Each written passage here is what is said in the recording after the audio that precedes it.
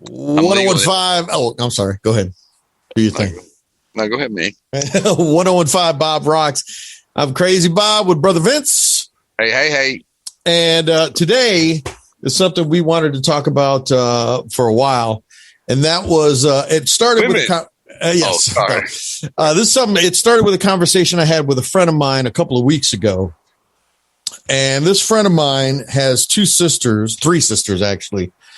And all of them graduated from, not Ivy League schools, but prestige college, around the Midwestern area, Chicago area.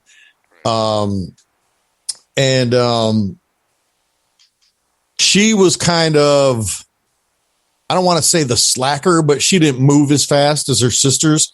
Now, her sisters, as soon as they finished with school, they landed crazy good jobs. One was working at some financial place in downtown Chicago, had an apartment in downtown Chicago. And that's like, having a downtown New York or downtown Los Angeles. I mean, you got to be making bank.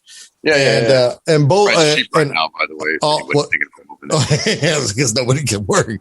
Nobody's got a job. Anyway, so for a major city, it took her longer. I think she got her bachelor's and then she went to work and then she worked hard and she got her associates, went to work, then got her bachelor's or vice versa. I can't remember how it worked. Mm-hmm.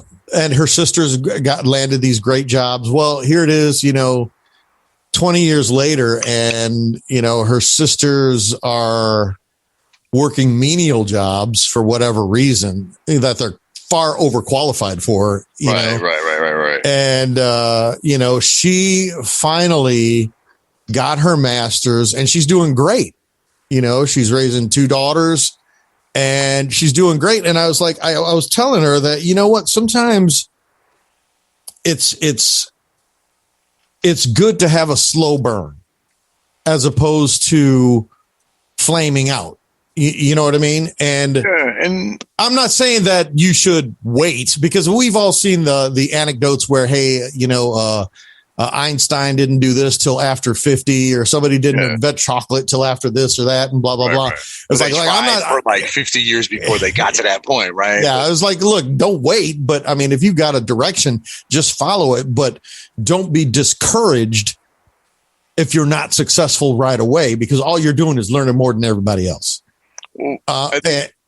Well, I'll just say there's so many layers to that. You know what I mean? Because I think sometimes we measure, say, success by how much the job pays, right? Right. And that might not be the true measure. True, you know true, I mean? Very true. So there is some of that. And also, one thing I'll say, life is long. And you know this, dude. You know this as much as I do, dude, is that you get kicked down, man, and you make comebacks. You know what I mean? Like people like she's got three sisters down now, but who's not to say in 10 years, two of them are kicking back ass on top, some corporation, right? Like it's just one of those things where like you will get kicked down. You may have to eat some humble pie or maybe not even humble pie, but you may have to start lower than where you left off, whatever the reason is, in order to rebuild yourself or rebuild your reputation or rebuild your career. Or, people go bankrupt, you know what I mean? Businesses go bankrupt, but I think that, I think part of that's America. Like I think part of the American spirit is that most business people who have succeeded have failed a bunch of times, and it's not easy to succeed here. You know what I mean? The rewards are in any other country, like the highs are higher, but the lows are low, and it fucking sucks, and it's hard, and it's competitive, and that's how we are. Well, I think the story is, at least for me, because everybody's got a different story, even you do. Right.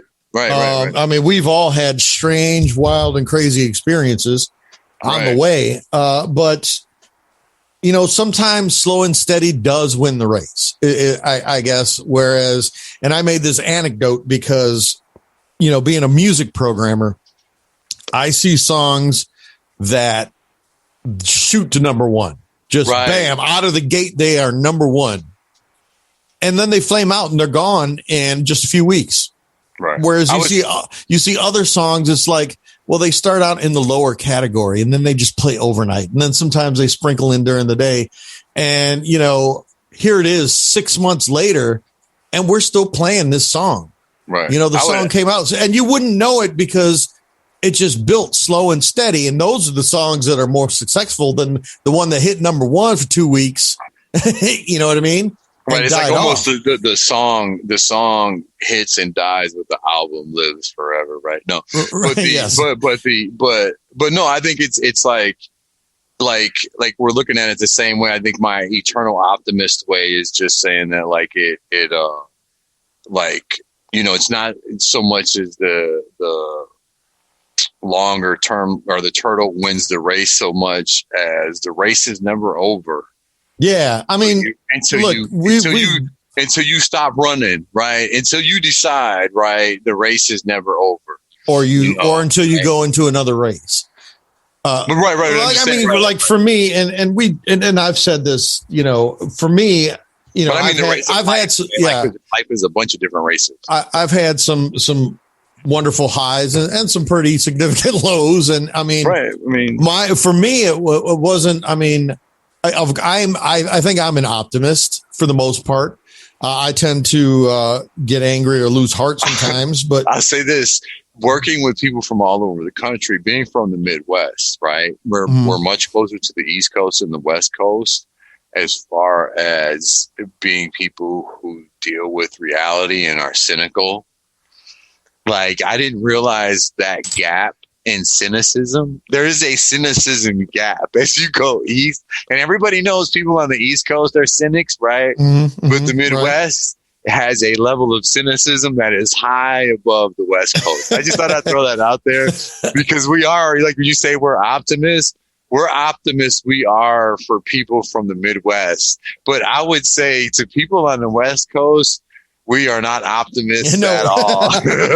Well, I mean, the thing is, you know, when I was at one of my lowest points, and this was after I lost my job in Rockford, and you know, I had to live out of my car for a couple of days because that's just how things went. You know, I lost my house, my dog died. It was the whole nine. You know, I remember, dude. I remember. But I kept moving forward and not begrudgingly. You know what I mean? I wasn't exactly Mr. Optimist at the point, but at the same time, it was like, look, this is not my final stop. I still got up every single day and went to work at a job that I disliked greatly. Every time the trades came out, I was in there sending out resumes and stuff like that. So, I mean, I wasn't Mr. Happy. Hey, I can't wait to get a new job, blah, blah, blah, blah, blah, blah, blah. I was just like, okay, well, this is not the end of me. I'm just going to keep going. And I wasn't happy about it. You know, I mean, I would never call myself one of those tales of a guy who pushed for us. No, I was just doing what I do. I just had to keep going. And you know, I wasn't an optimist about it. I was just like, hey, this is not the end. I got to keep going. Right. You know, I can't live like the way I'm living because I went from a nice house to a little dingy, dark apartment, you know? And I think too, like, you know, in your defense, right? Like a lot of it comes to where you came from and what you had already accomplished, right? Like, so you knew what was possible and like, you know what I mean? And that there was even more potential, right? Like sometimes, you know, in some people's defense, they've never extended themselves and got to the point to really or touch what was possible from where they're at. You know what I mean? Well, I did have to leave my safety nest. You know, I had to move across the country to a place I'd never been to. Right. No, I mean, you had to, but that belief in yourself, right? Because like, one thing I think is part of what that resiliency, right, comes from the fact that you came from a place where like it wasn't really didn't have nothing anyway, right? Like so sometimes it like, you know, sometimes it's easier to be on hard times if you've been through it a couple of times. Oh yeah, I mean, we understood value, right, and we just understood you could, and a part of that is being Midwestern hard workers, hardy folks, and the other part is just the family is like, look, we worked. There was I used to tell the kids, I used to always be like, and they used to get pissed, but when they complained about anything, because I knew we weren't rich, right? Like when the kids were younger, like you know what I mean? Like we were like middle class, I would say, right? But my house was a fixer upper, so we're like a middle class, always working on the house, right? Like a lot of Americans, right? Right. No difference. So, but your kids always feel like they don't have enough, even though they had like iPhones and all that bullshit, right? But they always feel like they don't have enough. Right. So anytime they would complain, I would always be like, Google Haiti. You know what I mean? Like, don't do any shit. Right. Like somebody always has it worse. Yeah. And that's how kind of our parents were. You know what I mean? Like anytime we complained, they were like, oh, yeah. You know what I mean? And they did. Well, right? I mean, there was a progression in our family. If you go back 2 generations. All right. Right. Even our father, worked in the field. He picked cotton. He picked cotton. He's like, what do you do? And right, that's my point. What are you going to do when you complain about your paper route? And he's like, well, when I was your age, we only went to school when it rained. Right.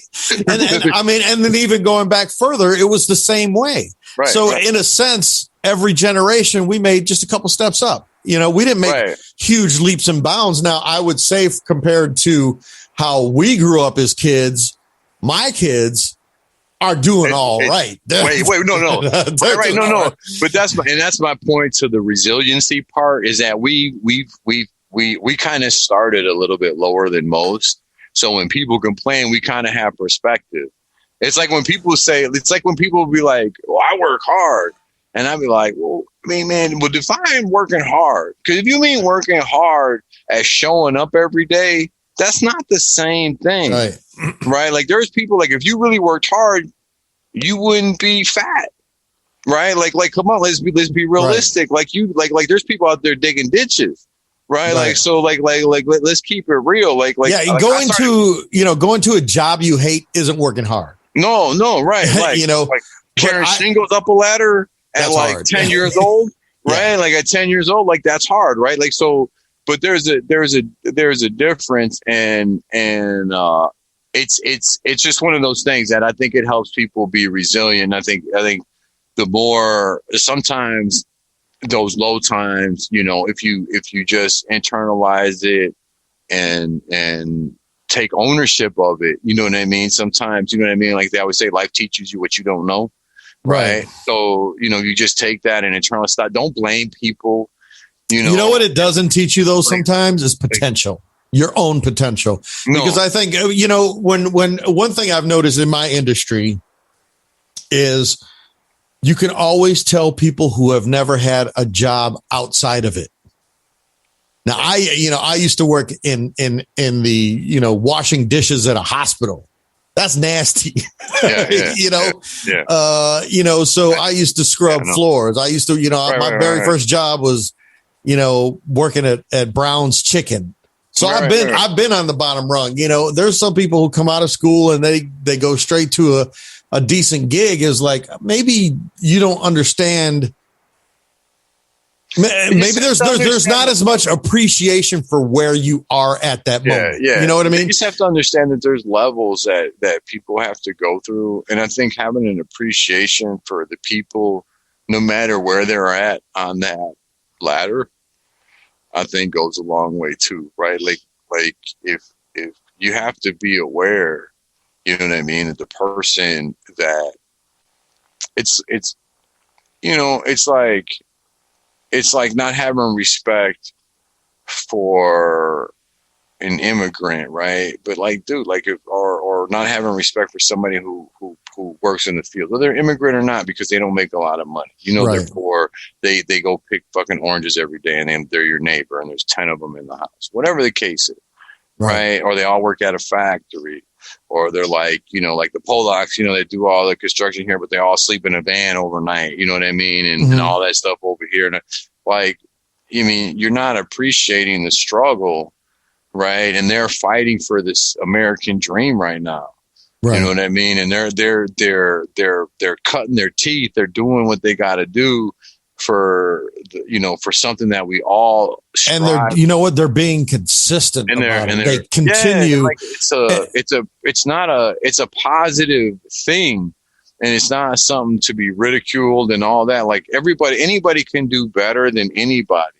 I mean, dude, in your industry, do you ever get people who come to you and all of a sudden they're just like, you can tell that they've never had, they never had to work like a part-time job that they hated or been to a job. It's just people that are so full of themselves. Well, here's the thing. Like we have, because we're a more of a data company and we do things in a more dynamic and a high-speed way than what like a lot of people are used to, a lot of agents are used to.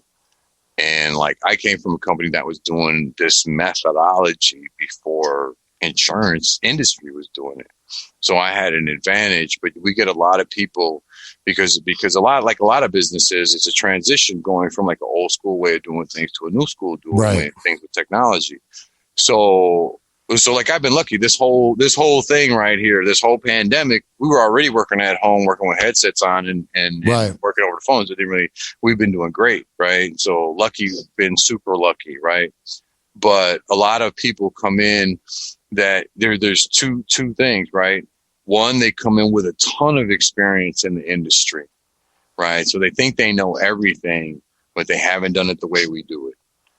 And anybody, if you've ever worked, even construction, because I go back to my construction days, anytime I worked construction, man, and we grew up, our father was a roofer, right? Like, so I knew how to roof.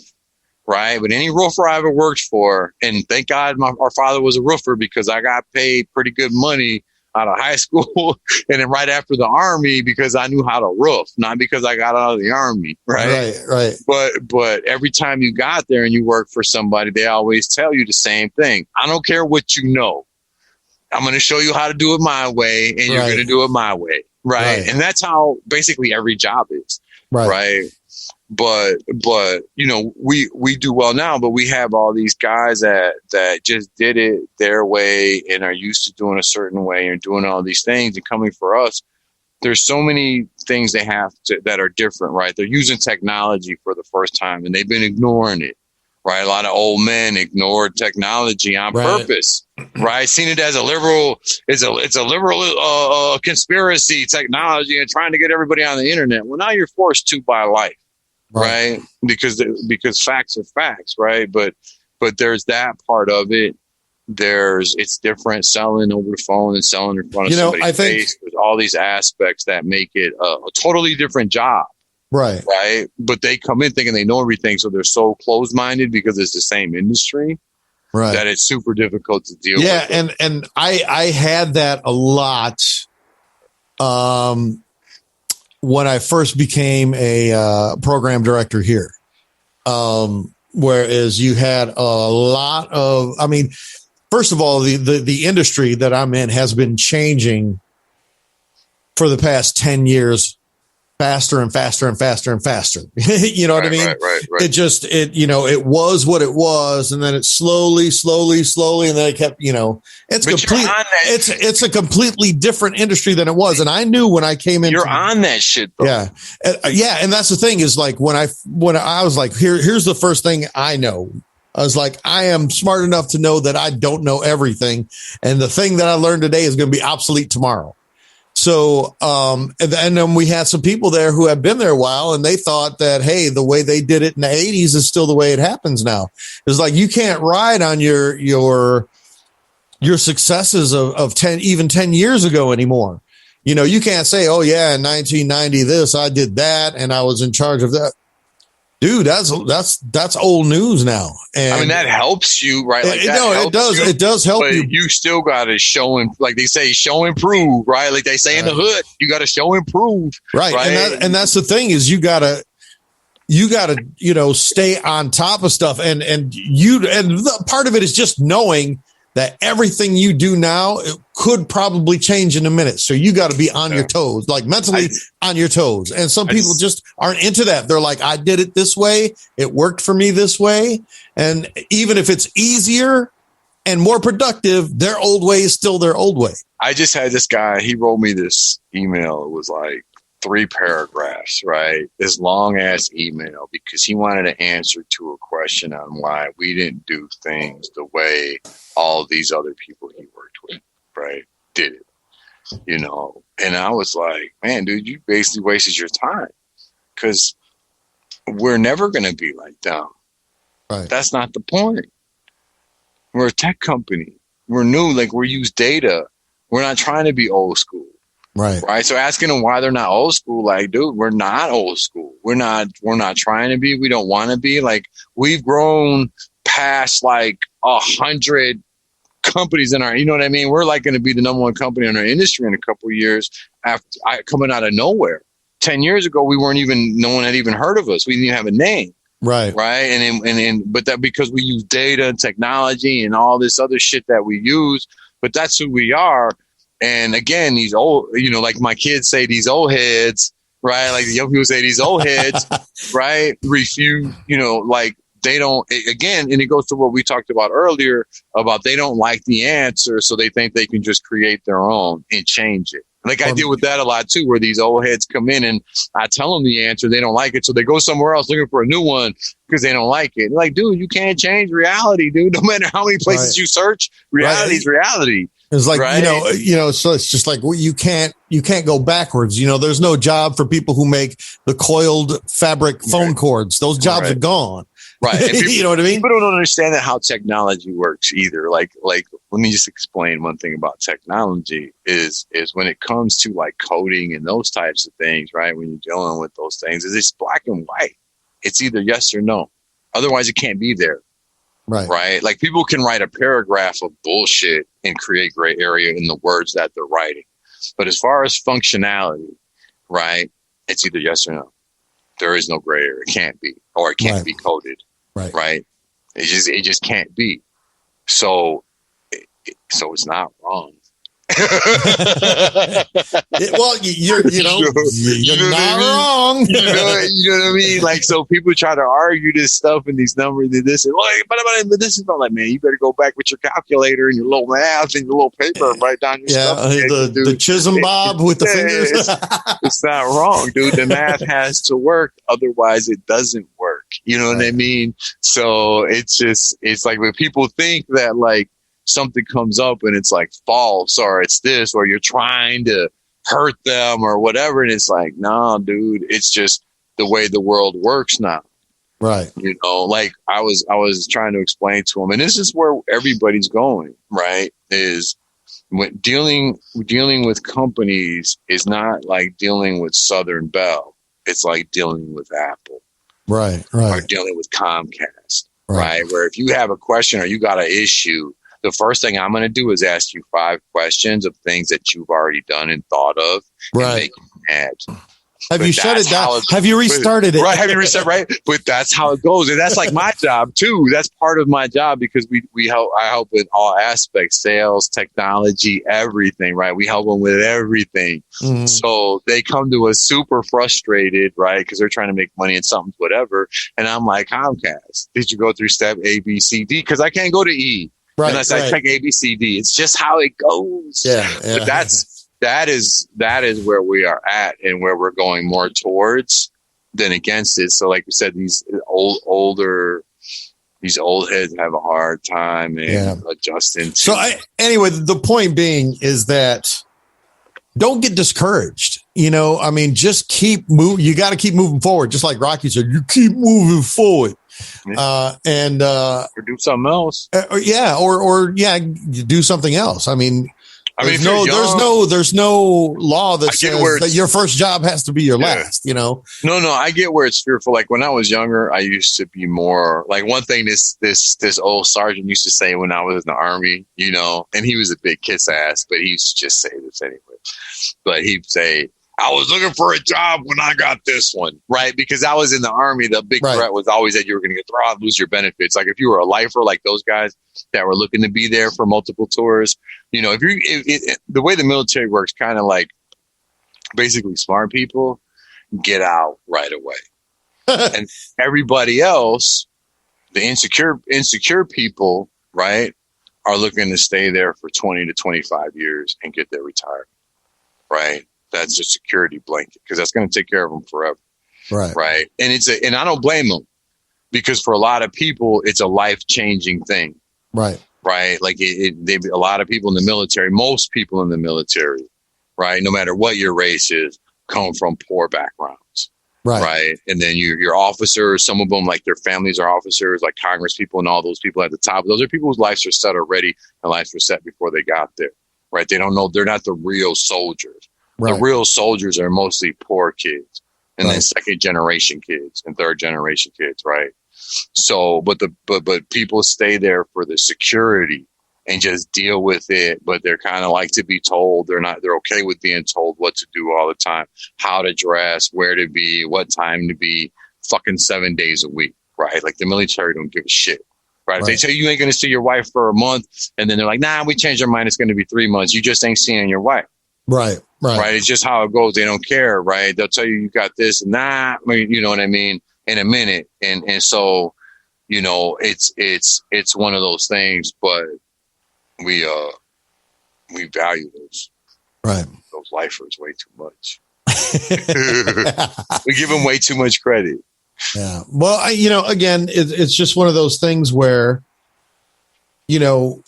people, there are some people who are just successful right away. They just come out of the box and they're all right. And if you're not one of those people, it's okay because, no matter what, no matter how you define success, because there's some people who say, success for me is making blank amount of money. Okay. You come out of college or come out of school and within 6 months, you're making that kind of money. Cool. And then some other people say, hey, you know what? I don't need to make that kind of money, but my job allows me time for blank. You know what I mean? And here's one thing that's scary, right, about that, right? And in trying to put that in perspective, what you're talking about now is people in success. 60% of Americans make less than 50,000. I think less than 40,000 a month, or 40,000 a year. 60% of Americans. 40,000 a year is peanuts for all you out there, right? Like that's not okay. And that 60% is much over half that's not good in America. So, when you say like, don't give up and all that stuff like that. And it is just to be honest about it, right? Like it is very difficult to go out and look for a job or get re-educated when you're working. And you're just meet, right? And you're making just ends meet. The one thing I would say, like, never stop looking for a job that's going to pay you more. You never get paid you're never going to get more than what you get the first time you get there. So when somebody offers you 40, ask for 50. If they offer you 50, ask for 60. Even if you compromise somewhere, whatever you get there, that's going to be the biggest raise you ever get in your company. Right. So always ask for more. But that's the plight is that's why they're trying to raise minimum wage and all the other stuff. But these are real numbers, right? Like it is very difficult once you get in that cycle of like, how am I going to take a day off even to go on an interview? Because if I miss a day, I can't miss that day's pay. Right. And but unfortunately, and I know that those are things you have to make, like for me, and the story is when I was working at the call center, which I really disliked that job. Right. My days off were Thursday and Friday. And I got the call for the job out here on Thursday. I woke up, made some coffee, checked the trade, sent out some emails, some resumes, took a shower. There was a message on my phone, called it back, talked for a couple hours. And they said, well, we can't hire you unless you come out. And I was like, how long does it take to get out there? I wasn't too sure. And they were like, about 10 hours. Because I'll leave right now. And I left out there. I left about, I don't know, it was like 2 o'clock out here. Got out here at 3 a.m., went to sleep. They got me a hotel for the night. Got up Eastern time and had an interview at 9 a.m. and then hit the road back. Didn't miss a day. I was tired on that way back though. I was nodding off on the way back. Right. But, you know, it was worth that sacrifice. And let me tell you, I put my last money into my gas tank to get there and back too. That was no joke, you know. So, but I mean, that's what you had to do, you know. I don't think people realize too, like how many shitty radio jobs you had when you first started. Like I remember, right? Because we lived together, right? Like I remember those like late night science, whatever you. Oh yeah. Well, here's the thing: is pyramids and it's not even like that anymore. The Mayan calendar. I used to love that shit. Right. But Dreamland with Art Bell. Right. There you go. See, like people don't realize that. But it's like you know, you used to, when you got into radio, chances are your first gig was overnights on the weekends. Right. That's just what it was. But I'm just saying. And now they don't even do that anymore because everything is voice tracked or just imaged overnight. Right. So, but yeah, I worked weekends for years and overnights, and I ran the board for Art Bell and played oldies for an hour before. Right. Roger Fredenberg, and he was like right-wing nut bar before right-wing nut bars, man. And you could just tell he was spitting all over the place too. He just had one of those voices. This is Roger Fredenberg. And I was like, oh man, I feel wet just listening to him. But that's hilarious. But that's, again, like I would say, like you were lucky in the way that, and I'll say in a way that like you knew what you loved and what you wanted to do and where you wanted to be around with like music and playing and stuff like that. Like a lot of people that like I didn't necessarily have that. Like I knew what I liked, you know what I mean? Right. But even now, you know what I mean? I had kids too young, so I just fell into what paid me the most, and I'm fucking good at it. So whatever, I just stick with it because it pays well and I'm good at it. But it's not necessarily what I like, as you know, I dreamed about when I was a kid and shit.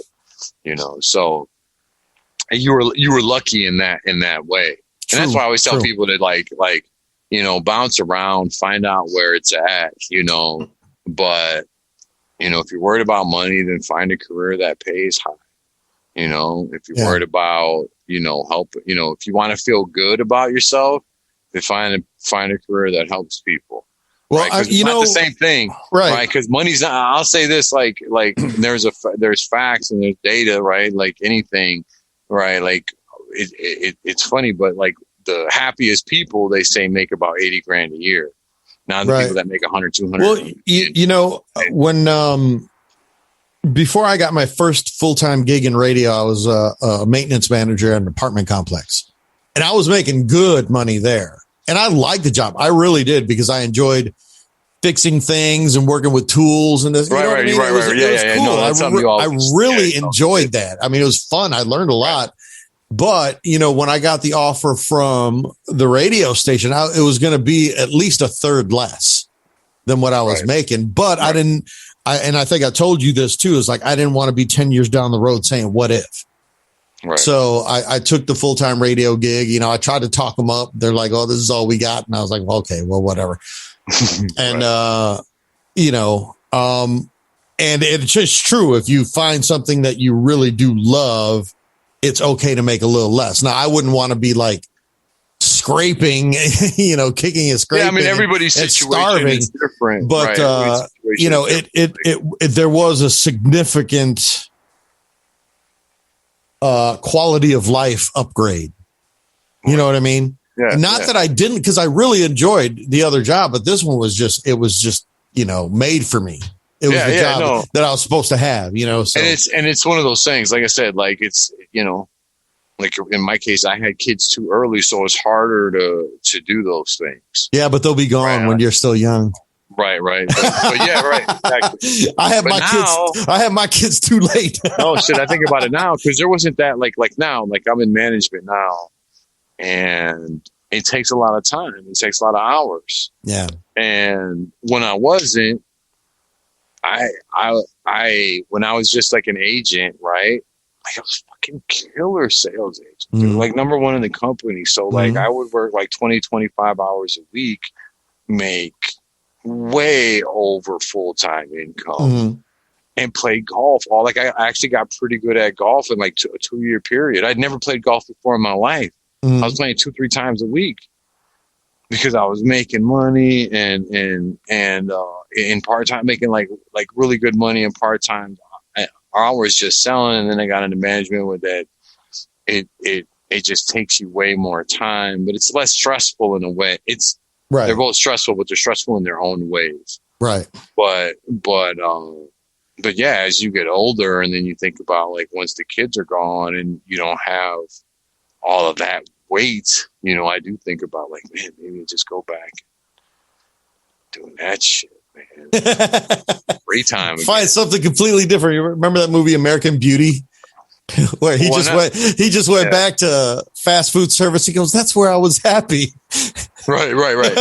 It's like getting back into, there's no pressure. It's like getting back into daycare. Yeah. You know what I mean? Like I remember when I coached boys basketball and I'm like, and it was the one thing, it was like the parents were such assholes. They were like totally ruined it. You know what I mean? Mm-hmm. It had been a while. Like I was having fun with the kids still, you know what I mean? And it was like, wow, I haven't done this for a long time and all that. And everything was good for a while, but the parents were just worse than when I left off. You know what I mean? Just worse, So, and it was like, come on, this is like B team boys basketball. Like, calm down, right? Like, nobody's losing a scholarship here, man. Yeah. Just, I mean, kids couldn't shoot or they couldn't dribble. Like, no kid could do two things. No kid. I didn't have one kid that could shoot and dribble. Some kids could shoot okay. Some kids could dribble okay. I had one kid that was athletic. One athletic kid that was a really good football player. So he was like super athletic actually, but he couldn't shoot at all. Like he threw the ball. Like he had no basketball. No finesse. No, and that was like my best player because he was so athletic. Everybody else was slow. They're like B team players. All the good athletes made the A team. So the other kids are like running up and down the court and shit. My team either super skinny or super fat. You know what I mean? Like that team. Right. And the parents are super serious, man. And like eyeballing me after games and shit. And here, to be perfectly honest, the kids learned a lot. And I bet. And were amazing. Like the games. Here's the thing. We were that team, right? We were really, really bad. And we were playing teams that were better than us, even teams that were smaller than us. And all those teams had ringers. Every team we played had like at least one kid that would just hit J's, dribble, blah, blah, blah, blah, blah. And then we played some kids from like Waukegan and shit. And their whole team was like that. So we were always playing kids that were like, always had guys that could just play. And we didn't have anybody like that. Like this one kid who thought he could play was so slow. So he couldn't get up and down the court. Like he could play if we were playing half court. He'd be perfect. Right. But for a full court, he just couldn't. They just be like he would run from free throw line to free throw line, and they're just doing layups and coming back on D, layups coming back on D. Right. So but we lost. We were losing a lot of games. Like we won a couple of games, but they were really close. But like all the games we were losing at the end, were like by 1 point in overtime. But every time we lost in overtime against a team, they had a ringer. They just had these good kids. So like when it came down to overtime, they just kept giving it to their best kid. And he just kept taking it to the hole. Like no one could stay in front of him. And he would either make a layup or get fouled. Right. And they beat us by 1 point. And we had another, like the same thing, like happened like 3 games in a row. But our team was moving the ball. Like they were moving, passing, picking, rolling. Like we were staying in these games because they were better. Like we were getting blown out at the beginning. And now we were like barely losing, won a few games, but we're like in every game now. You know what I mean? And literally going to overtime. So like I was like in my mind, I'm like super proud of these kids. Like, cause they're listening, they're doing what they're supposed to do. They're moving the ball. Like they're starting to get it. Like, I'll tell you how little these kids cared about basketball. Cause they're B team kids, right? We went on Christmas break And I had asked them how many of them had ever watched a basketball game, because I knew their parents were talking shit. But I knew what I was teaching them was how to play real basketball, because their parents wanted them. How come they're not learning how to do left-handed layups? Well, because they can't dribble with the right hand yet. Yes. Right? Like they can't even dribble. Like you want me to do left hand under the basket layups? Like, well, there's progressions, right? But I knew they were getting better because I was watching them and all that stuff like that. But I asked them, like, how many had ever watched a basketball game on TV before? The only kid that raised their hand was Ozias, right? My kid. Right. And then, so I asked them over Christmas break if they would watch a game. I was like, just watch the players, watch what they do, right? Watch LeBron play, watch Steph Curry play. Like, I was trying to encourage them. None of them watched. I asked them, like, did anybody watch a game? And like, nobody watched a game. So these are like kids who've never seen a game of basketball on TV before. Right. And so but the parents were super rude. And like after one of the games, one of the parents went, oh, and like it was a tournament, and we literally lost 2 games by 1 point and 1 game in overtime. And the 2 games we lost by 1 point were like, the one game was literally at the buzzer, and the game in overtime was at the buzzer. Right. And the parent came over to complain. And she was like, well, me and these other parents went over to the other benches over there, and we asked those parents, and blah, blah, blah, blah, blah. And I was like, so you guys didn't even watch us play? Like, you literally went over there to complain about my coaching and ask what their coach was doing versus watching your own kids playing and cheer them on. Right. In a game we lost by 1 point in overtime. You know what I'm saying? Like, but it was like, and so it kind of ruined it. It was very weird. You know what I mean? And it was just one of those things. There was nothing you could do to change their mind or whatever. And they were what they were. But it's like, dude, you guys don't even know about kids. You know what I mean? I'm like, you don't know.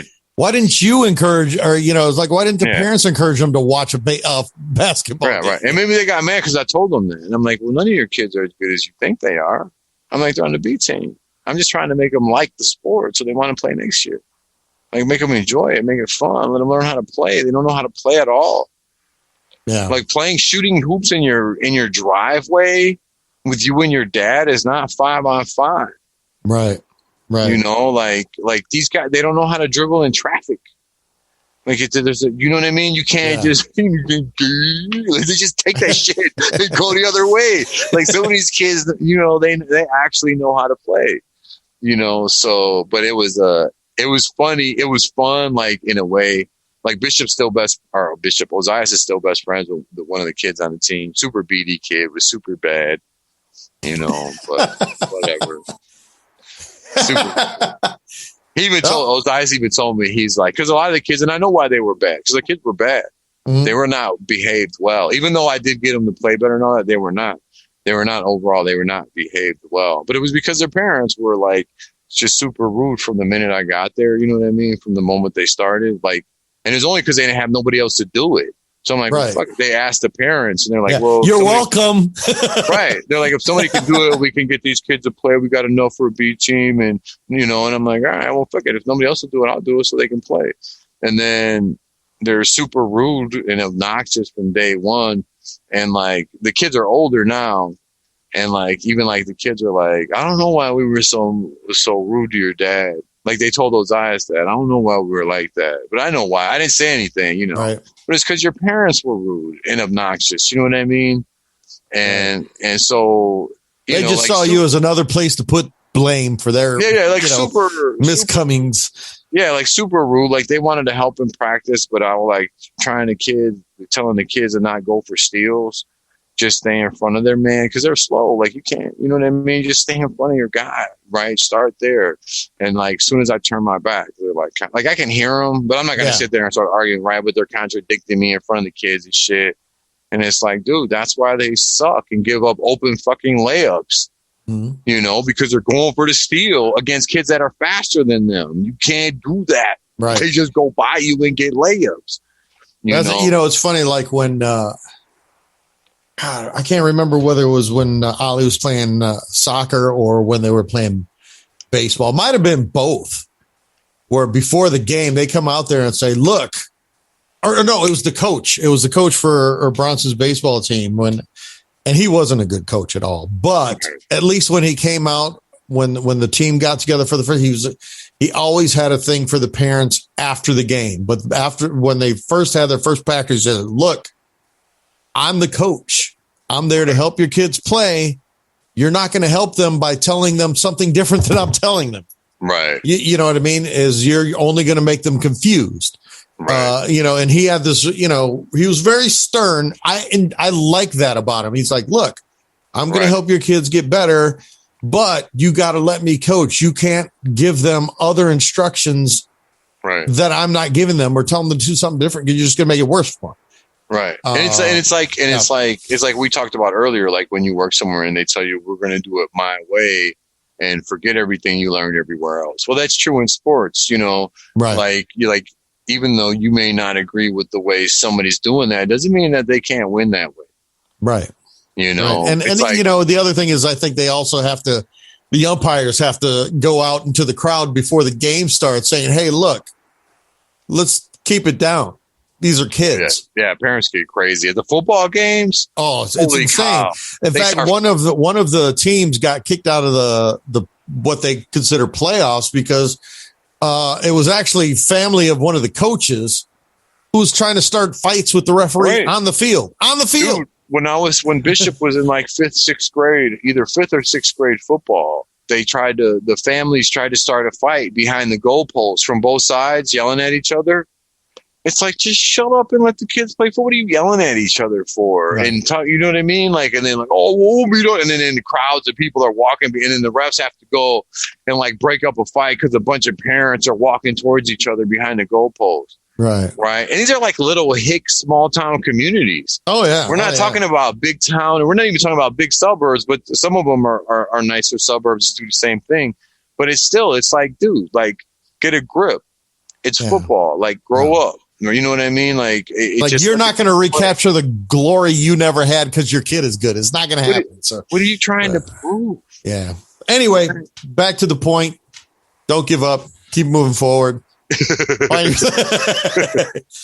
What other anecdotes we have? Anyway, it was just an interesting conversation I had with her about the fact that, she was slow and steady and she's doing really well now. It's not that she feels that she's doing better than the other two. She just feels validated that she took her time, Right. Like everybody. Well, it's just one of those things, man. It doesn't, it's, it comes and goes, man. Life can come and go, man. You can think you have everything and it can be gone.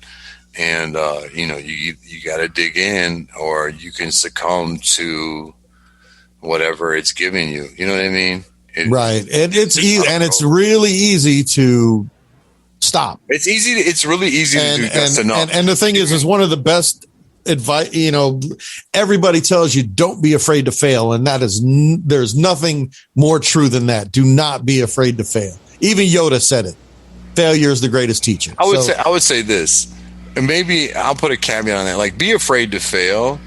Because if you're not totally afraid to fail, you're not going to give 100%, and you're going to be like, well, I just failed. I was just learning. Like give it 110%. Like, if you're going to do anything, like, give it, because I go all in. Yeah, you got to go all in. I know a lot of people. I deal with a lot of people that come and go, and their biggest flaw is that they don't commit 110%. Like, if you're going to give it something and find out what you're getting into, so what 110% in your world might not be 110% in that world. Right. Like, if you've been, like, I'll give you an example. Even when I was in basic training and we had to do stuff in basic training, I remember my boy Elvin always talked about, well, this isn't harder than wrestling practice. Right. Like, and it's true. Like what the drill sergeants do to you. And now wrestling practice isn't, for us 16 weeks straight and all that shit. Right. So that part of it weighs on you. Right. But the physicality part, the part of running the miles and doing that and all the shit they do, and they make you, you know, low crawl in the mud and all that. As far as like to the point of physical exhaustion and have to maintain a 4 to 5% body weight, right? And that type of physicality, right? You're not doing that in the military. Right. So there's levels to what, you know, what giving 110% is, right? If you're in the wrestling room, giving 110% there is much different than in the office. Right. So find out what you're getting into first. So you know you can give it. And if it don't work, you know, it don't work. If you're worried about money, don't waste your time on shit that don't pay. Yeah. Like if you're worried about money, don't spend a second chasing shit that doesn't pay you way more than what you need. Because you're always going to need more than what you think you need anyway. Right. And too many people settle on just enough. Even now, like I have, you know, where we work, like we have a lot of people that can make a lot of money and they do well enough to make a lot of money, but they don't because they don't need a lot of money. Right. They just need just enough. Right. You know, so, you know, there's a thing to that. Like one thing we use to measure, it's just a measurement that people always use for our industry is like $100,000 a year. Like if you want to make $100,000 a year, you got to do this. If you want to make $100,000 a year, you got to do that, you know. But I always say, like, if you've never done it before, you know what I mean? Right. And you don't know what it takes. Right. Right. And then, but once you've done it, then you know, like, oh, I can do that. But it's not just fucking showing up. You know what I mean? You got to be focused, right? You know, and you got to be on, and you got to perform, you know, right? And you got to give it 110%, right? Right? You got to be 2 feet in. You know what I mean? Yeah. All right. Well, we will wrap it up today, and maybe next week we'll talk about cancel culture. Be awesome. Let's see what gets canceled this week. Yeah. Well, nothing's been canceled really, and everybody's going nuts about it. So, but we'll talk again next week. It's Brother Vince. Bye, man. Good night. We'll see you. Later.